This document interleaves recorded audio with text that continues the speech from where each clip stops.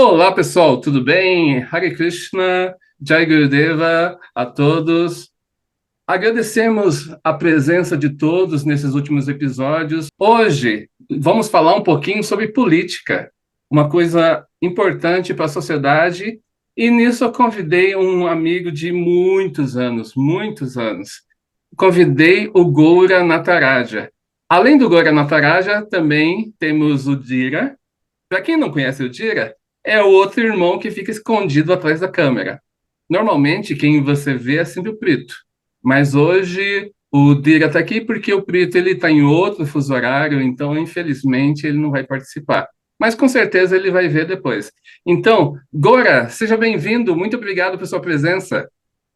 Haribo Jai, Haribo Dira, Haribo Prito, todo mundo. Que bom revê-los, né, meus amigos aqui de longa caminhada no yoga, no Bhakti Yoga, e poder se encontrar, né, mesmo que virtualmente. Minhas saudações aqui a todo mundo que acompanha esse programa aí que vocês estão conduzindo.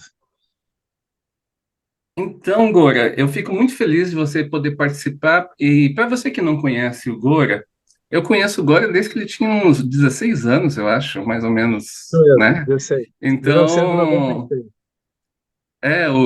o Gora, ele é formado pela UFPR em filosofia, ele tem mestrado também na área, e, além disso, ele é deputado estadual aqui no Paraná. Então, a ideia é falar um pouquinho sobre espiritualidade, falar como que ele leva a espiritualidade, mas eu também quero saber quais são os planos dele, etc. Eu quero fofoca, quero fofoca. Então, Gora, novamente, obrigado. E eu queria saber o seguinte de você: como foi a sua caminhada para conhecer a cultura védica, a cultura da Índia antiga, etc. Como foi que você chegou nisso?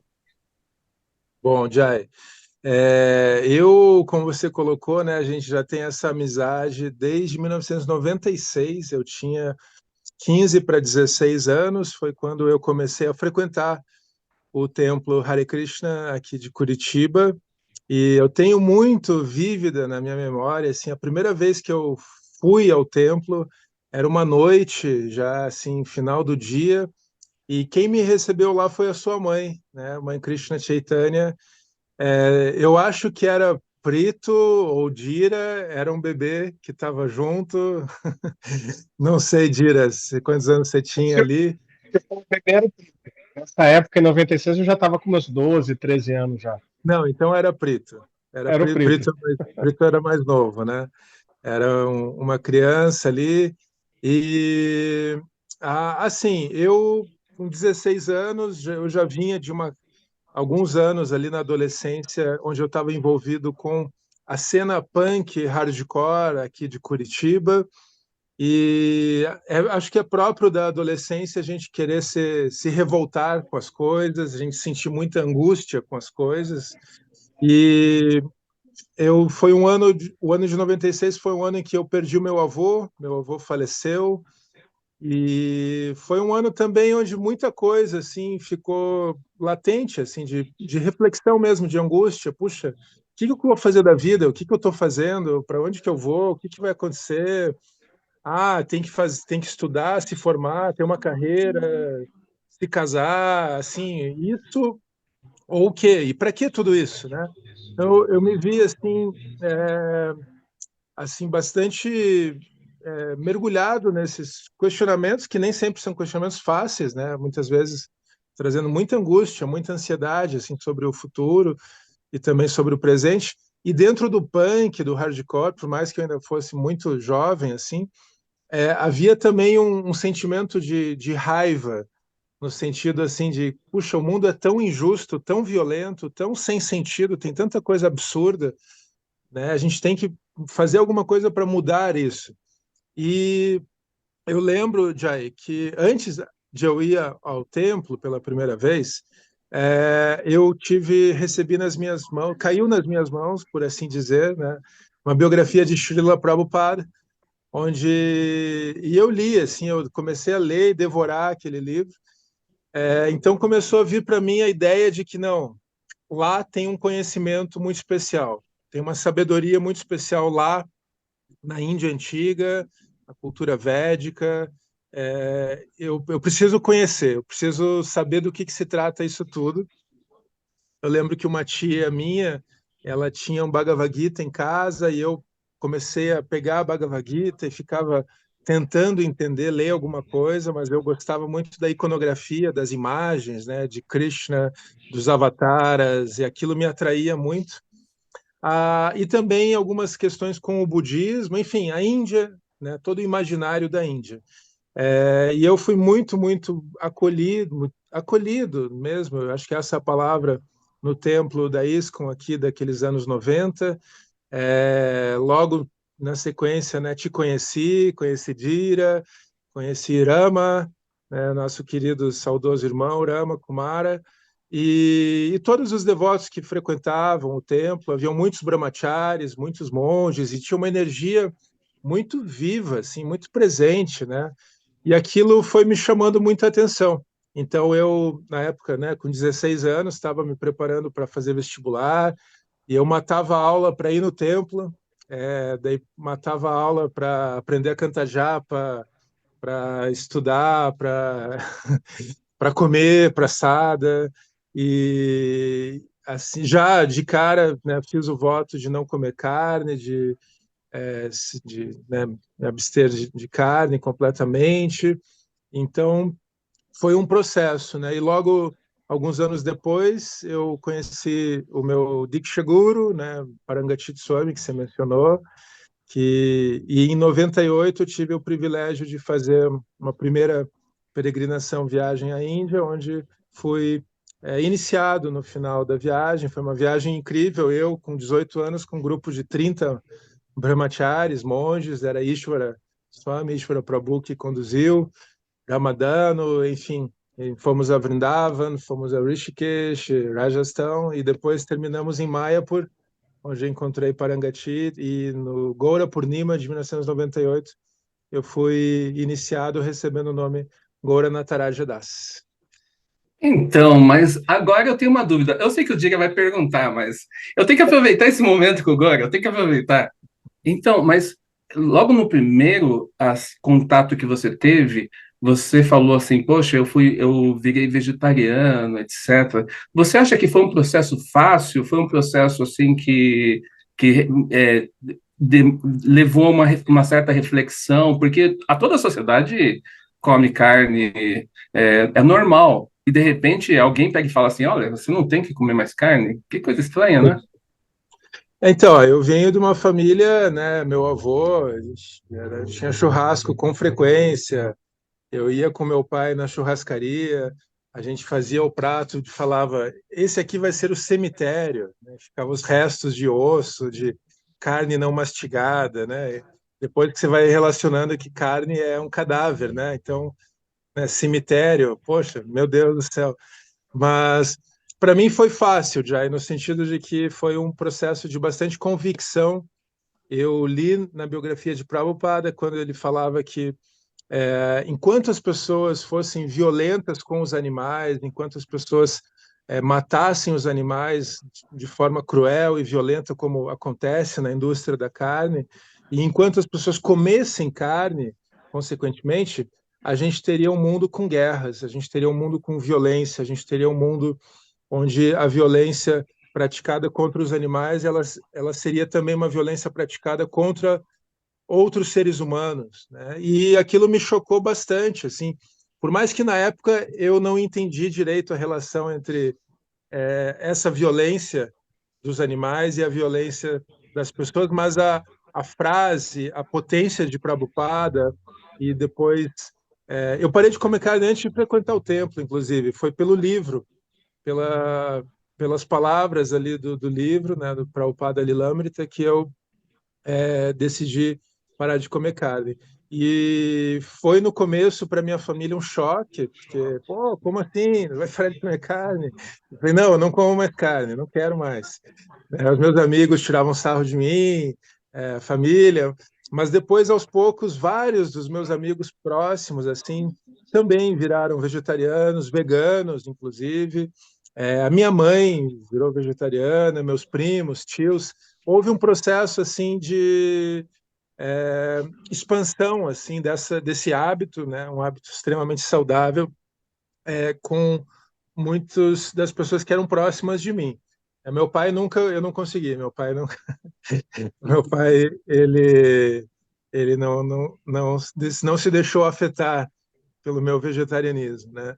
Mas eu, assim, depois também, né, passando o tempo, fui aprendendo a cozinhar com os devotos, fui aprendendo a também a ver a importância da alimentação no Hatha Yoga, também pensar a alimentação também como um processo de purificação, a relação que todas as linhas do yoga trazem, né, do alimento e do estado de consciência, de como que a gente tem que cuidar daquilo que a gente põe para dentro, né, aquilo que a gente vê, aquilo que a gente escuta, aquilo que a gente come.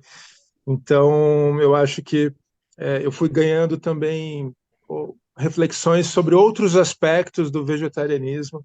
E acho que hoje em dia, né, Jai, a gente falar de você, pelo menos, reduzir o consumo de carne, você ter uma noção maior de como que a, a produção industrial de alimentos, né, vamos falar de alimentos em geral, como que ela está afetando negativamente o planeta, né? Então, claro, a monocultura de trigo, monocultura de soja, monocultura de milho, ela é bastante nociva também ao planeta, à terra, à água, ao solo, e, obviamente, que a pecuária, as granjas industriais, né, que objetificam os seres vivos, os animais, têm um impacto ambiental enorme. Então, eu acho que também faz sentido a gente pensar isso nesse contexto que agora a gente está vivendo com mais ênfase, que é um contexto de mudanças climáticas, né, um contexto de transformações causadas pelo homem em todo o clima do planeta, né? Então, eu acho que enquanto yogis, enquanto estudantes do yoga, praticantes do yoga, a gente tem que sim fazer essas reflexões, né, e levar isso para toda a sociedade. Diga. Estou aparecendo a primeira vez aqui nos vídeos dos Sábios Diálogos, né? Eu sempre fico na edição e fico muito honrado de estar participando desse episódio agora com o Goura, né? Que é um grande amigo que eu já não via pessoalmente assim já há muitos anos, né? E, inclusive, eu lembro quando eu era moleque, assim, eu já fui naquelas festas estreed no show da banda Family, ó, Isso. lembro disso.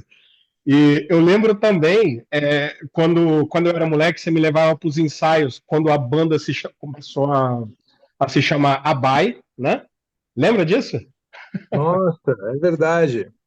Então, eu lembro, você me levava para ir ficar assistindo os ensaios lá, eu achava super da hora, porque quando eu era moleque eu gostava pra caramba de hardcore, né? Então, a minha pergunta agora tem até um pouco a ver com isso, porque assim, a sua caminhada política, pelo que se mostra assim, a sua história de vida, não começou assim alguns anos atrás. Tipo há uns 10 anos atrás, né? Que eu lembro até que os primeiros vídeos que você fazia sobre quando estava começando a lançar a campanha era até um vídeo meio incógnito, assim, tipo, tu andando na mata, cheirando uma florzinha. Eu lembro desses vídeos, né?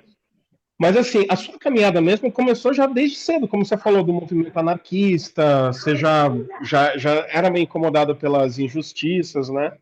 Então, assim, a minha pergunta, acho que o Jay já perguntou mais ou menos isso, mas como assim que a vida espiritual te fez você falar assim, não, agora eu tenho que começar mesmo uma campanha, não só pelo que eu acredito como política, mas como o melhor para a vida de todo mundo. Como eu posso afetar isso diretamente na vida das pessoas, entendeu? Tipo, qual a relação que tem? Tipo, tudo que tu aprendeu sobre sadhana para tu colocar isso na prática para lutar pela melhora de vida das pessoas. Dira, bom, primeiro deixa eu, né, te dar um abraço aqui virtual, que bom revê-lo. Eu nem lembrava do Abai. Abai foi também um projeto de Krishna Core.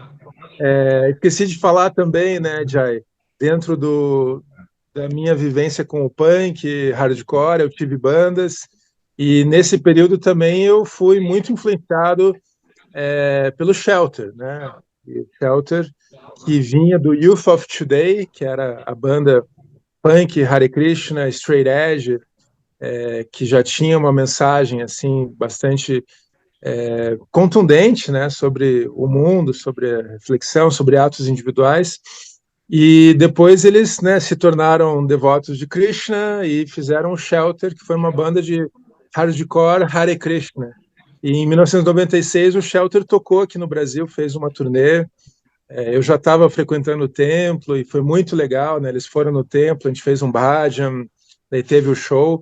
E esse tempo todo, até Dira, eu acho que até os meus 20 e poucos anos, 23, assim, eu tive banda, né? Depois eu vendi minha guitarra e fui. Agora eu tenho uma outra de novo, mas eu não tenho mais esse envolvimento como eu tinha.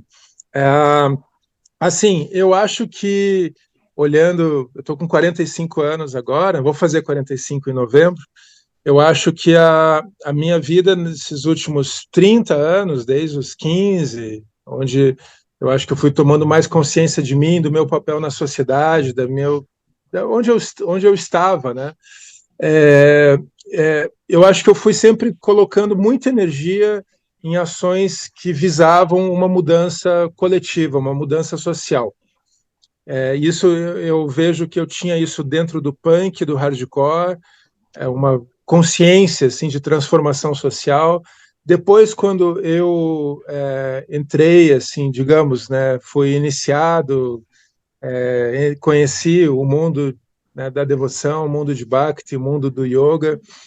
Eu não deixei de lado isso, até porque, se a gente for pensar, né, toda a prática Hare Krishna, ela é muito ativista. Ela sempre tem, na minha visão, ela tem um componente ultra ativista, desde dos monges, das pessoas irem para a rua para levar uma mensagem, para fazer um sankirtan, para cantar, para levar uma mensagem de consciência, né, de consciência individual, de consciência coletiva, de transformação. Então, tem um papel ativista muito forte também dentro do movimento. E eu me identifiquei com isso. Eu sempre, né, participei de todas essas atividades de forma muito entusiasta. E depois, Dira, lá em 2004, mais ou menos, eu reencontrei alguns amigos meus que eram da arte, eram do punk, e que estavam muito focados em discussões sobre a cidade, aqui em Curitiba, né, de onde eu falo, cidade que eu nasci, onde eu cresci. E a gente começou a fazer um movimento, eu e esses amigos, chamado de bicicletada. Era a massa crítica, era a discussão sobre a bicicleta na cidade, sobre a ecologia urbana. A gente começou a plantar coisas pela cidade, a gente chamava isso de jardinagem libertária, era fazer hortas, era distribuir mudas, fazer bombas de sementes, falar para as pessoas que a gente tinha que ter uma visão também ecológica na cidade, mesmo na selva urbana, na selva de concreto, também a ecologia tinha que estar presente. E eu sempre também, nesse movimento da bicicletada, acabei colocando essa minha energia ativista, esse meu lado ativista muito à frente. E tão à frente que eu comecei a sempre puxar isso com muita ênfase. Até que foram 10 anos, de 2004 até 2014, desse ativismo da bicicleta aqui em Curitiba, onde a gente fez muita coisa, a gente assim, criou uma associação, a gente começou a ter uma incidência direta com os vereadores, com o prefeito, com os órgãos técnicos da prefeitura, até que 10 anos depois eu fui convencido, por assim dizer, né, por amigos, que a gente deveria ter uma candidatura, que a gente deveria não só falar sobre a política, criticar a política, apontar o dedo em relação ao que tem que ser feito, mas que a gente deveria tentar ocupar este espaço. E para mim foi uma reflexão bastante difícil, assim, porque eu acho que eu sempre carreguei, como você falou, como um bom anarquista, bastante preconceito em relação à política institucional, à política partidária, à política formal, mas Se a gente for pensar, Dira, eu acho que não existe. Tudo que a gente faz tem um componente político. O ser humano, ele Claro. é um ser político. Nós nos relacionamos coletivamente, socialmente. E se a gente for pensar o que a palavra política em grego quer dizer, né, vem da raiz da palavra polis, que quer dizer cidade, ou seja, comunidade, espaço onde seres humanos vivem, com ethos, com que vai dar a palavra ética também, que quer dizer caminho, ou seja, a política tem a ver com os caminhos que nós conduzimos as relações entre seres humanos num determinado espaço. E então, obviamente, tudo que a gente faz é política. E se a gente pensar assim, participar também da política formal, da macropolítica, ela também é importante, porque a gente não vive numa monarquia védica, a gente vive numa democracia contemporânea com todos os seus problemas e limitações, mas que também ela possibilita meios pelos quais a gente consegue transformar a sociedade, transformar a comunidade onde a gente vive, transformar a cidade onde a gente vive. Isso para mim foi talvez algo que me pegou, assim, não. Eu sempre quis mudar as coisas, eu sempre quis ajudar na transformação do mundo de alguma forma para um local melhor, seja quando eu era um jovem punk, seja quando eu fui um jovem Hare Krishna, seja quando eu fui um jovem ativista, agora acho que sou ainda um jovem de 45 anos que está na política. E eu, nessa caminhada, Dira, concluindo aqui essa resposta, eu me candidatei a primeira vez em 2014 a deputado federal. Eu não me elegi, mas a gente fez mais de 13 mil votos numa campanha pautada na ciclomobilidade, na, na ecologia urbana, no combate à violência, na cultura da paz, e vários temas que estavam relacionados assim a minha trajetória também de antes, né? Obviamente, eu não ia vestir um personagem falso, um personagem que não, né, que não sou eu. E eu não me elegi, mas 2 anos depois, em 2016, eu me elegi vereador de Curitiba e sempre com o nome Goura, né? A gente sempre manteve.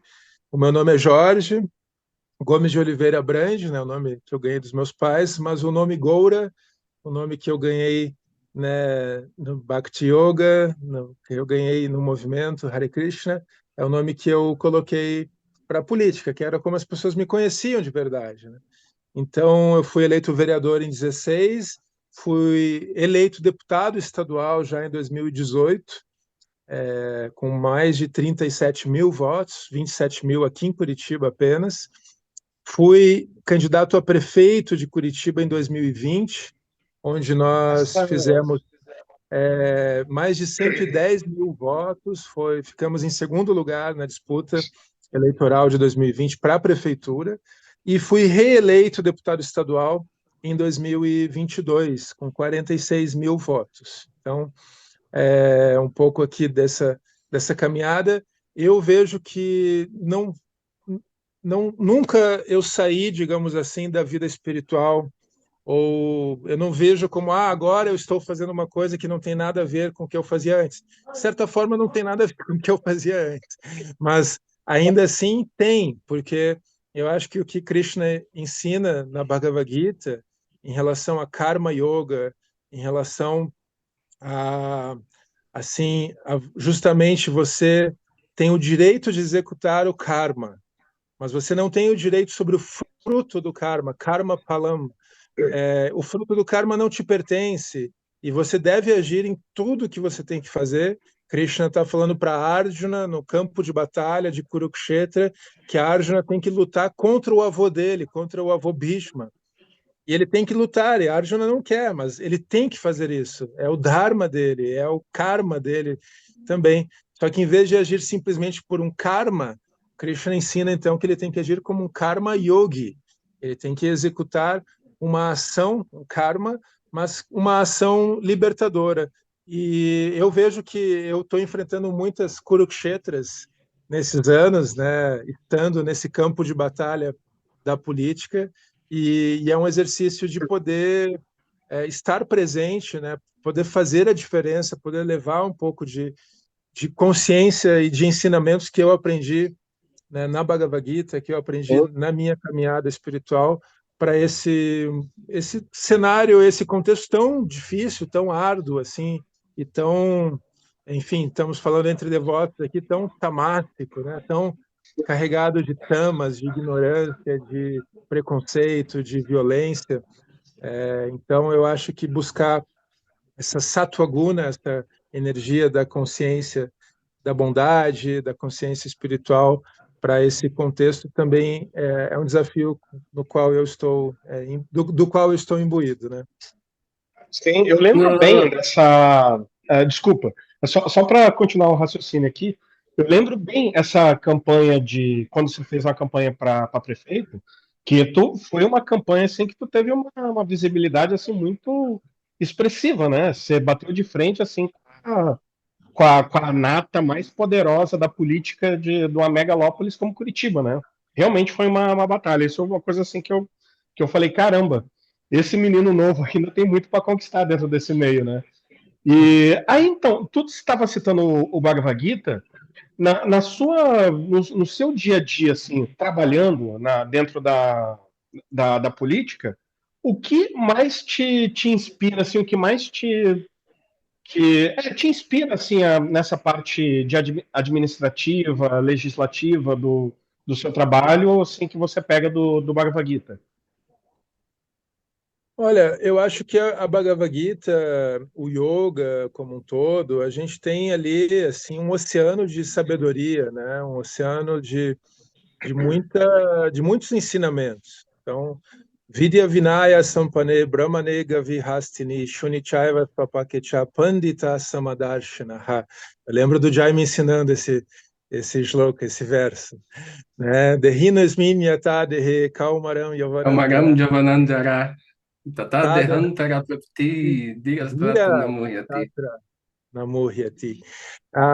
Assim, Dira, eu vejo que essa visão equânime, Samadarshanaha, né, que Krishna traz de que todos os seres humanos, não importa a roupa, o corpo que eles têm, que eles obtiveram no nascimento, não importa o local onde eles nasceram, não importa as diferenças sociais, intelectuais, todos os seres vivos, na verdade, né, porque Krishna está falando não só de seres humanos, está falando Shwa, Shwapake, Shuni, né, o cachorro, Gavi, Hasti, a vaca, o elefante, o Brahmana, é, todos eles são expressão da mesma divindade, né, da mesma parcela de divindade que habita em tudo.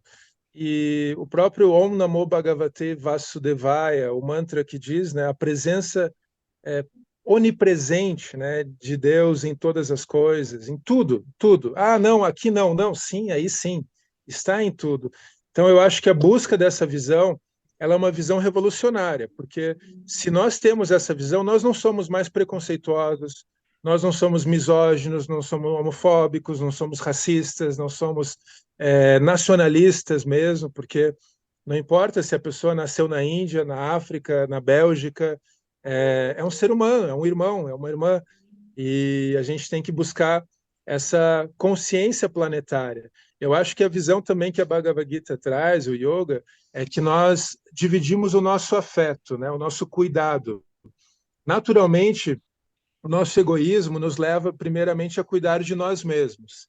O egoísmo expandido, a Hanmameti, leva a gente a cuidar também daqueles que a gente gosta, da minha família, da minha esposa, dos meus filhos, da minha mãe, da minha família. E a gente vai expandindo esse egoísmo. Também aqueles que torcem para o mesmo time que eu torço, aqueles com os quais eu compartilho talvez uma língua ou, enfim, né, algumas relações.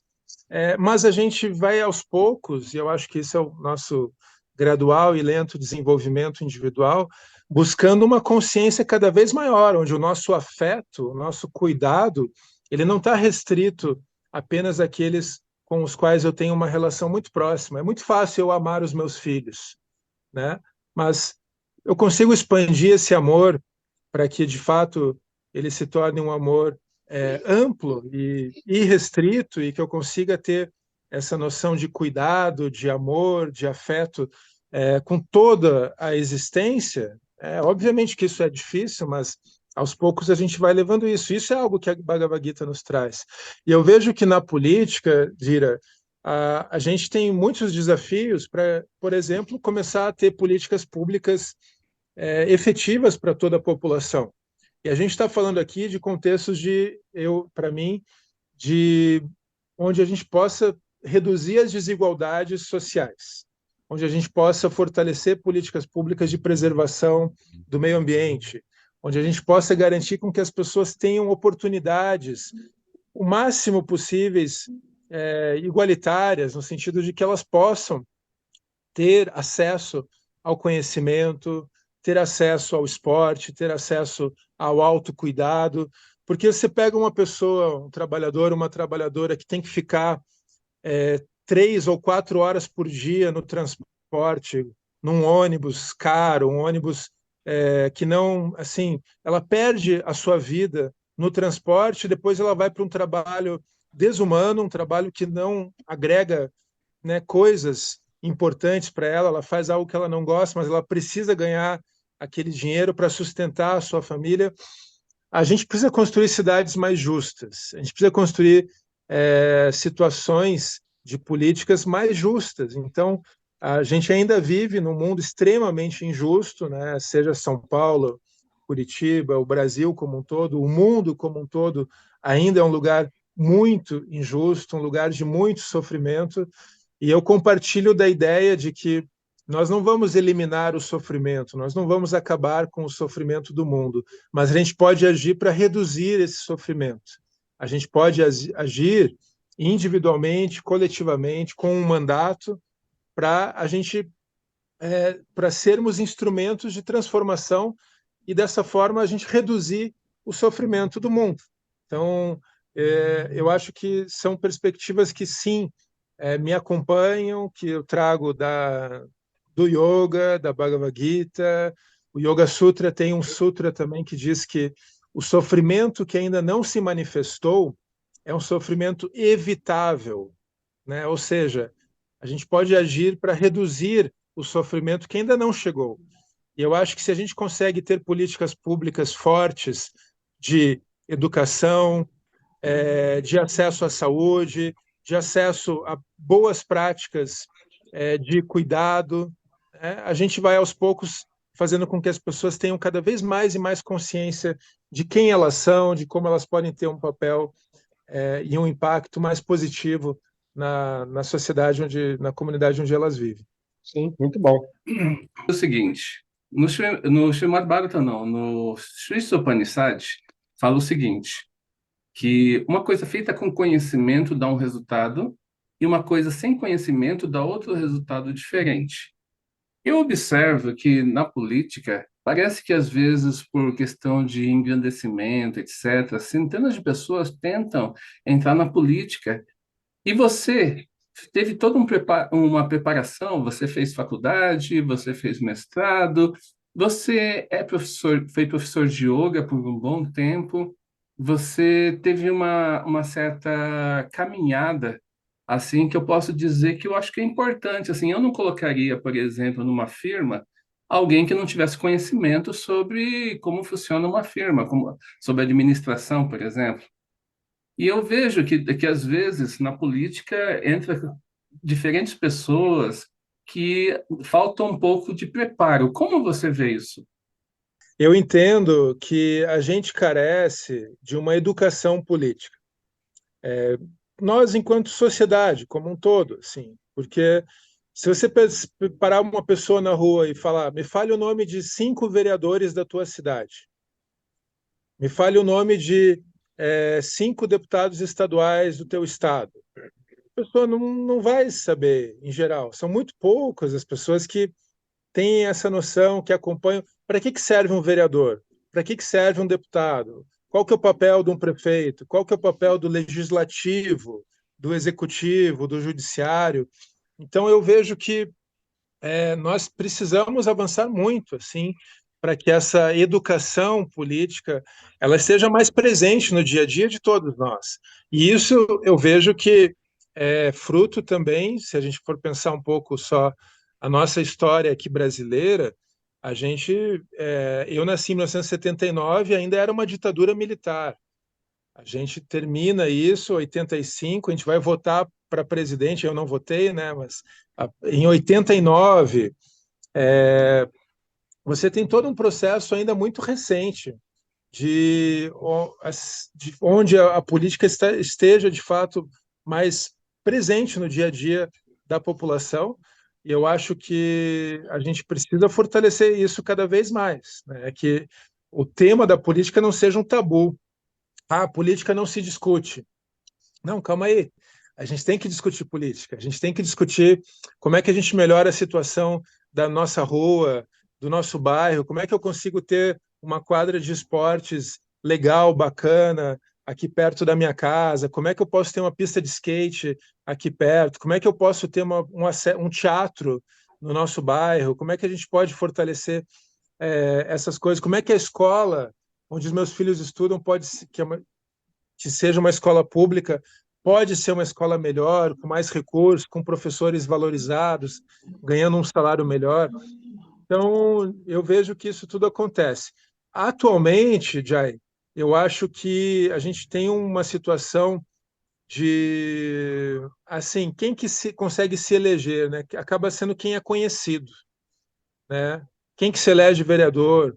Então, você se tornar conhecido, às vezes só porque você é um influenciador nas redes sociais, ou só porque você cria situações para ser conhecido, mas você não representa uma causa. Quantos deputados federais que a gente tem, deputados estaduais também, senadores que não fizeram bulhufas, nada, a não ser terem, sei lá, alguns milhões de seguidores nas redes sociais, mas não param de falar besteira assim todo dia e estão ocupando cargos de extrema relevância e extrema responsabilidade. Então, eu acho que é um processo difícil, lento, gradual, no qual a gente vai ter que participar da política. E eu acho que a lição aristotélica, né, dos gregos, assim, é que se você não participar da política, outros irão participar da política. E se você não ocupar a política, se você não se interessar pela política, a gente vai ter a presença de pessoas tomando decisões por nós. Então, eu acho que cada vez mais assim a gente deveria sim incutir onde a gente vive, no nosso bairro, na nossa comunidade, na nossa cidade, com as pessoas com quem a gente está próximo, essa consciência. E esse ano de 2024 é um ano de eleições, né? A gente vai eleger vereadoras e vereadores e prefeitas e prefeitos. Então, acho que também fica aqui essa provocação aqui a quem vai nos ouvir, né? De se você não for candidato, obviamente não precisa ser candidato ou candidata, mas apoie algum bom projeto, né? Faça com que uma boa candidatura seja exitosa, se engaje, participe. Vamos ajudar a melhorar a qualidade dos nossos representantes, né? Das nossas casas legislativas e nas nossas prefeituras. Acaba que isso é uma coisa assim, muito comum que acontece hoje também, de muita gente não se interessar por política, né? Porque a gente fala assim, lá só tem isso, só tem aquilo outro, vários adjetivos pejorativos, até mesmo para quem tem um trabalho sério, mas para que não é tipo do lado que ele se identifica mais, né? Então, assim, eu sempre vi assim que sempre existem duas maneiras de você se eleger. Tem, no caso, essas pessoas assim que simplesmente teve lá seus 15 minutos de fama, ficou famoso com algum viral, com alguma coisa, ou é famoso de TV e quer partir para essa área. E tem também, no caso, as pessoas mais sérias, tipo, mais ativistas, né? Como o seu caso, assim, né? Que eu já até vi alguém falando uma frase, eu não lembro quem, que é tipo assim, ano de eleição, a pessoa fala, eu vou me candidatar, o que eu preciso fazer aqui nesse ano de eleição? Ele fala, legal, você precisa estudar muito, entender o que são os três poderes, o executivo, o legislativo e o Judiciário. executivo, judiciário isso. E tem que aprender tudo sobre a sua comunidade, conhecer sua comunidade, ver quais são. Aí, passando esse ano de eleição, depois dos outros 4 anos, aí você pode começar a pensar em campanha. Que nem você estava contando agora que a sua campanha começou lá em 2004, quando você nem tinha pretensão ainda de pleitear nenhum cargo político, né? Então você já começou com aquele ativismo lá, te convenceram, foi para quando 2014 que você começou a a, se preparar, começou a entrar para disputar mesmo, né? Dira, Então, se me permite só um parênteses aqui, claro. porque eu acho que nós, né, os Vaishnavas, tem muito forte a palavra seva, né, a palavra serviço, e que também pode ser traduzida como cuidado, né, o cuidar, o Uhum. servir. E eu acho que a política, ela também, deveria ser vista dessa forma, né, como uma forma de executar um seva, um serviço. E a gente faz isso, obviamente, com o máximo de consciência, né? Quanto mais consciência a gente tiver, melhor, mas entendendo que é um seva. E esse seva ele é um momento da nossa vida que a gente está dedicando para isso. Talvez daqui a alguns anos seja outro tipo de serviço. Eu não me vejo apegado tampouco a esse seva que eu estou executando nesses últimos anos, né? Eu confesso para vocês que muitas das vezes eu preferia estar dando aulas de yoga, praticando asanas, dando aula de sânscrito, dando aula da Bhagavad Gita, plantando coisas, enfim, me dedicando a outros tipos de atividades, mais do que estar lá de terno, gravata e tendo que, sabe, Brigando com a oposição, né?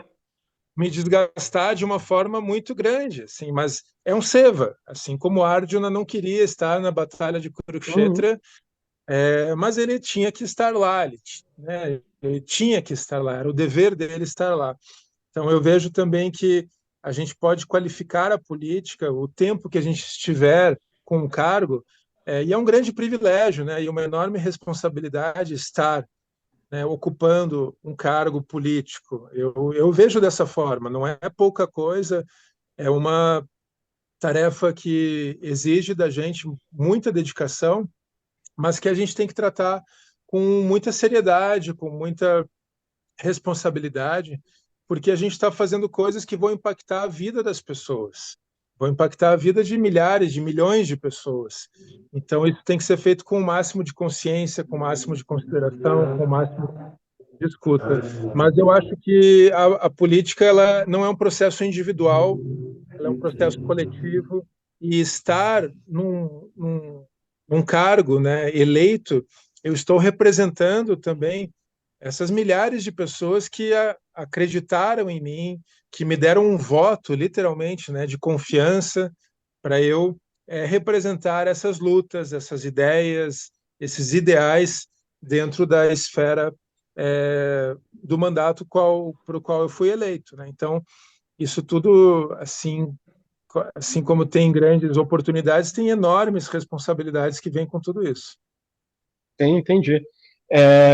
Realmente eu acho assim, muito importante, até mesmo entre os devotos, as pessoas que moram em templo, que seguem, sempre é bom eles se informarem, saber dos movimentos do próprio bairro, do própria cidade, do próprio estado, do seu próprio país, né? Para, assim, realmente para poder saber votar melhor, para poder ter argumento assim para exigir alguma coisa, né? Ah, gente, só lembrando uma coisa, não esqueçam de curtir o vídeo, seguir a nossa página, e aqui vai aparecer também as redes sociais do Goura. Vocês seguem ele lá, que é muito interessante o material que ele está postando sempre. Para quem quiser conhecer um pouco mais de política com espiritualidade, assim, saber um caminho perfeito para se seguir, siga ele, por favor. Eu tenho certeza que a nossa audiência tudo te segue já, né? Jai? Então, Gora, voltando um pouquinho no tempo, quando eu cheguei na Índia em 2000, eu tomei um choque cultural muito forte. Então, eu cheguei lá em Vrindavana e vi o pessoal de turbante, etc. Você pegou e falou que você teve a oportunidade de ir num grupo, aí teve sua iniciação. Você pode contar, você lembra exatamente como foi essa parte em 98, né? Eu tenho muitas lembranças já. Eu tinha 18 anos e eu lembro que nós fomos primeiramente de Delhi para onde que a gente foi primeiro? Eu acho que a gente foi direto para Vrindavan. Eu acho que foi para Vrindavan e depois, né, Mathura, Vrindavan. A sensação de estar em Vrindavan era algo incrível, assim, né, o Kirtan 24 horas e as pessoas na rua fazendo parikram, né, no Brahma Muhurta de madrugada e os sinos ecoando por toda a cidade, o rio Yamuna. Depois eu lembro que nós fomos a Haridwar, Rishikesh e também Jaipur, Udaipur. Eu tenho a lembrança vívida também do templo de Nataji, Srinataji, em Natadwara, o templo de Krishna também, incrível. E a viagem longuíssima de Nova Delhi até Calcutá de trem, e não era first class, né? Um trem mais barato ali, mas e tudo isso, né, acompanhado dos monges, sempre cantando, sempre numa atmosfera devocional. E chegar em Mayapur também foi bastante incrível, né? Nós fizemos uma breve passada em Calcutá, em Navadvipa, Mayapur, e eu acho que as coisas mudaram bastante, né? Eu não voltei a Mayapur todos esses anos, mas imagine, né? 98, já 20 e, e poucos anos, assim, já quase 30 anos já depois. Mas para mim também foi um grande choque, assim, cultural, de ver, assim, aquilo que eu estava começando a estudar, mas em loco, né?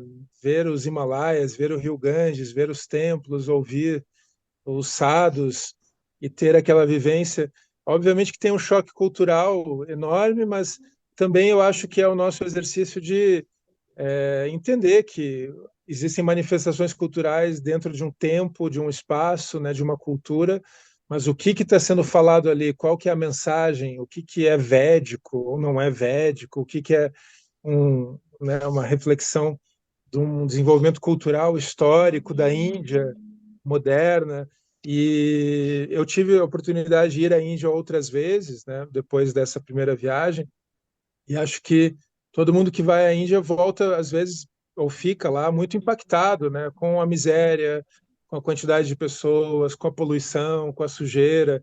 E eu acho que assim, é tentar ver através dessa cortina. Eu lembro muitos devotos falando, não, não caia na maia, né? Tenta ver além do choque cultural, além da sujeira, o que está ali, né? Qual que é a joia preciosa que está ali ofuscada às vezes pela sujeira, pelo barulho, pelos caminhões, horn please, né? Buzine, por favor, aquele barulho incessante, sem parar.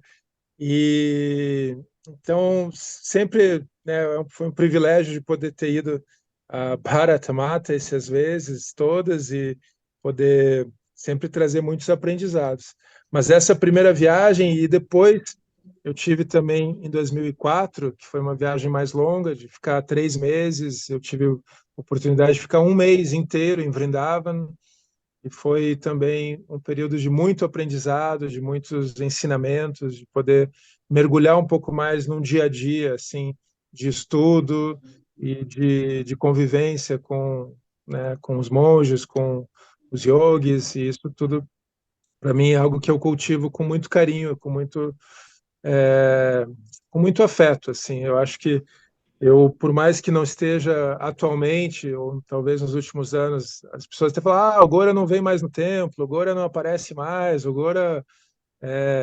Não, não, eu continuo né? Um Bhakti Yogi, eu continuo um Bhakti, um Bhakta, eu continuo conectado assim com Krishna de uma forma muito íntima assim, e é algo que eu não vejo como perder isso, sabe, Jay?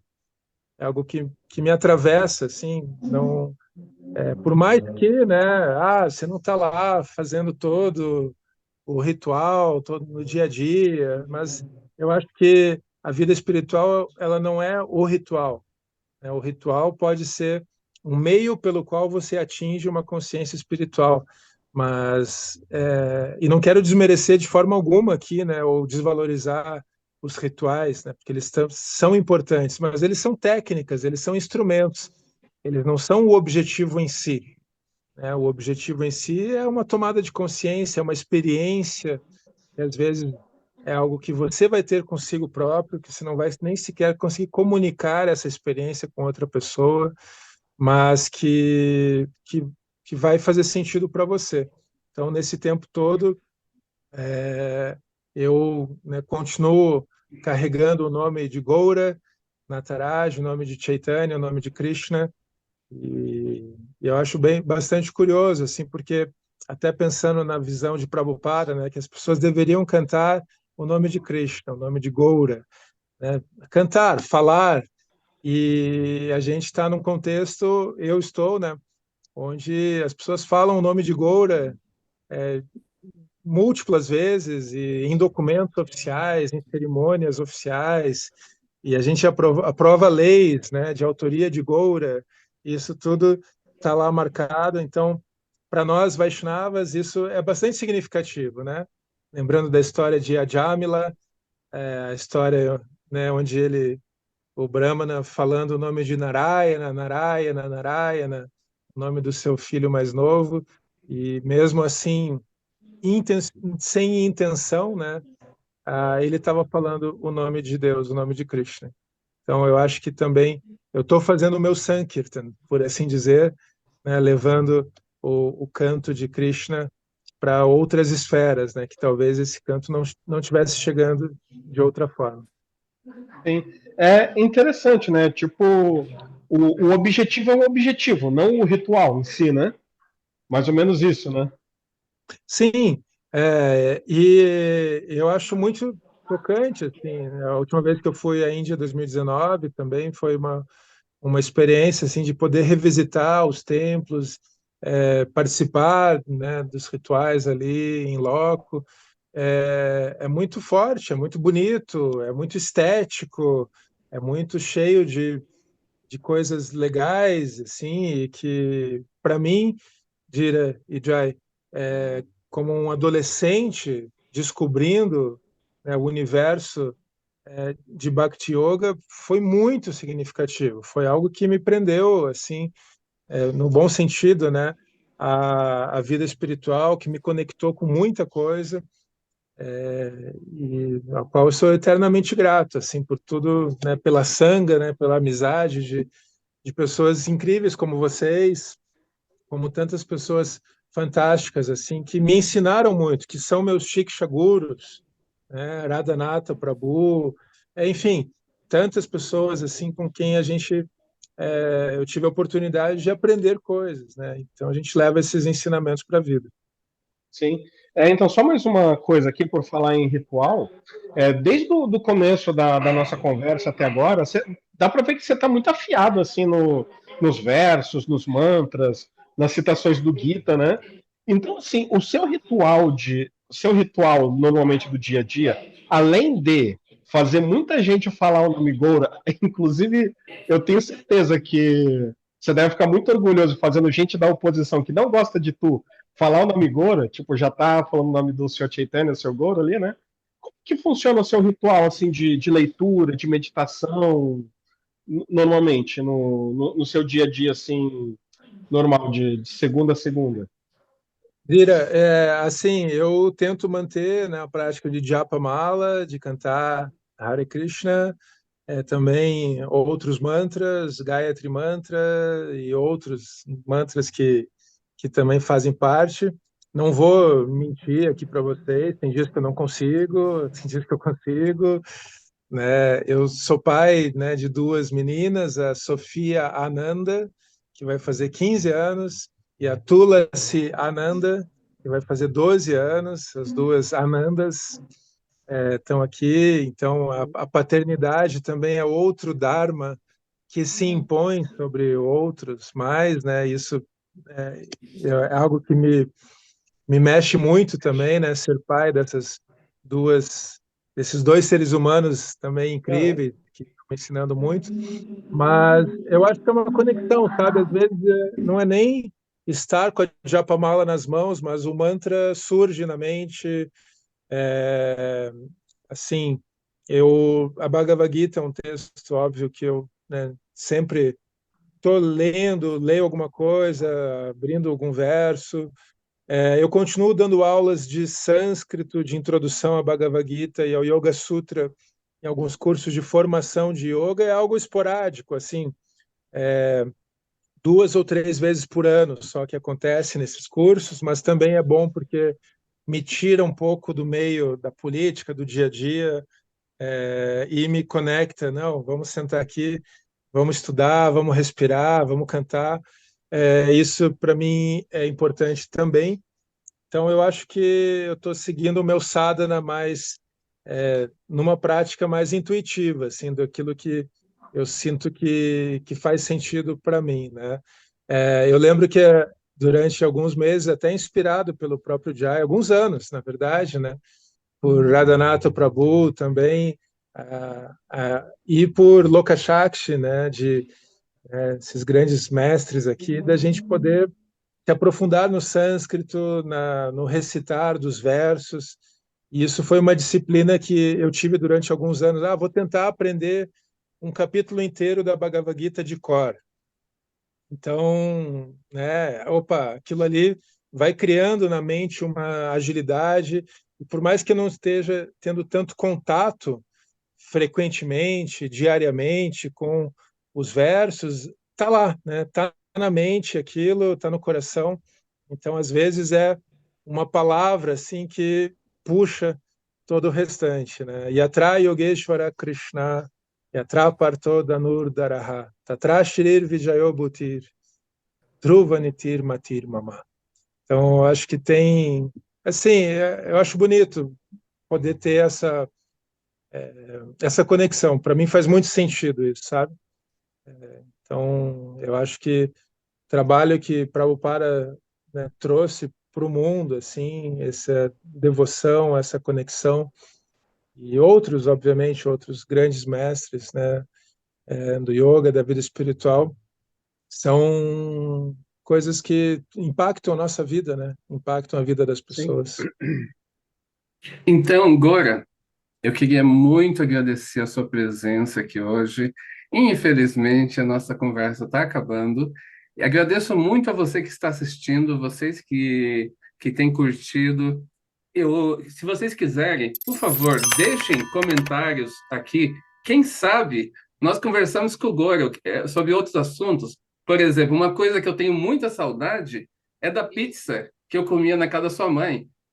Para quem não sabe, o Gora me dava, eu falava um pouquinho de sânscrito pro Gora e o Gora me dava aula de inglês. E aproveitava nesse meio tempo a gente comia uma pizza de frigideira. Então, muitas saudades desse tempo. Então, eu queria agradecer, Gora. Eu, eu queria agradecer também o Dira por estar participando. E se você quiser deixar um recado final para todo mundo, fica à vontade. Obrigado, Jai. Obrigado, Dira. Dandavats. Não, só agradecer e parabenizar, tá? Que alegria revê-los. Deixar um abraço aqui para Prito, para Param. Não, e agradecer a todo mundo, gente. Se puderem acompanhar, como o Jai falou, o Dira também, né? O nosso trabalho nas redes sociais, no Instagram. Eu acho que a política, para mim, é um instrumento de transformação da sociedade. Como eu falei nessa nossa conversa, é um seva, é um serviço, é um karma yoga, e é bom poder receber o apoio dos devotos, das devotas nessa caminhada, né? Então, eu poder olhar e fazer, não, que legal, o que eu estou fazendo faz sentido, tem impacto, está dentro de um propósito maior, E é isso. Eu estou pré-candidato a prefeito de Curitiba novamente, agora nesse ano de 2024. Eu sou o presidente do PDT do Paraná, o Partido Democrático Trabalhista, né, o partido que tem a bandeira da educação e dos direitos dos trabalhadores como bandeiras fundamentais assim para o desenvolvimento da sociedade. E eu estou assim bastante consciente de que este é um serviço, é um seva importante que tem que ser cultivado e tem que ser fortalecido, né? Mas pensar que cada um de vocês, né, nas cidades onde vocês estão, vamos participar da política, vamos ocupar a política. Né? Não necessariamente se você acha que você tem representatividade para ser candidato, ser eleito, vai na fé, mas talvez participar, né? Porque a gente constrói uma sociedade melhor, uma cidade melhor, participando da política. Não tem outro caminho.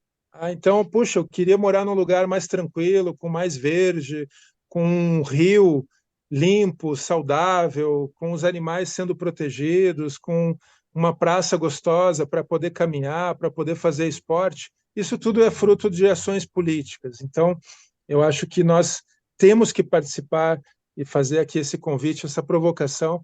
Temos que participar da política, temos que nos engajar na política, tá bom?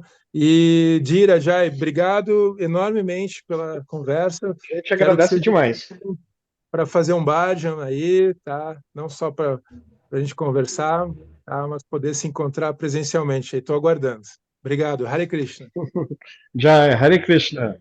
E ó, não esqueçam que no final da vinheta vai ter os vídeos que vocês não assistiram ainda, para quem não viu os episódios anteriores. Tá bom? Gora, obrigado pela participação. Jai, valeu me convidar aí para sair de trás da edição também para vir participar, para conversar. E é isso. Hare Krishna. Jai Gurudev. Haribol.